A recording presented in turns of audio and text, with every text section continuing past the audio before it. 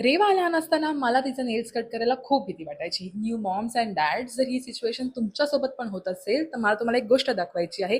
May be तुम्हाला ती माहिती पण असेल, पण विचार केला सगळ्यांसोबत शेअर करते. बाळाचे नेल्स खूप छोटे छोटे असतात आणि ते इकडे तिकडे कट होईल की काय याची आपल्याला खूप भीती वाटत असते. म्हणूनच रेवा लहान असताना मी त्याच्यासाठी हा बेबी ग्रूमिंग किट ऑर्डर केलेला होता. हा मला ग्रूमिंग किट खूप हेल्पफुल ठरलाय आणि मला असं वाटतं प्रत्येक मॉमकडे हा असलाच पाहिजे. रेवा लहान असल्यापासून मी रेवाचे नेल्स ह्या सीझरने कट करते.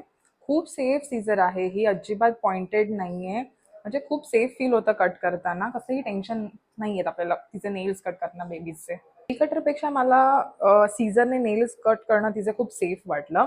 आणि ह्यामध्ये एक छोटंसं नेल कटर सुद्धा आहे जे तुम्ही ट्राय करून बघू शकता. बेबी सेफच आहे हे पण. पण मी कधी ह्याने तिचे नेल्स कट नाही केले, मी मोस्टली सीझरनेच कट करते. मला ते खूप सेफ वाटतं.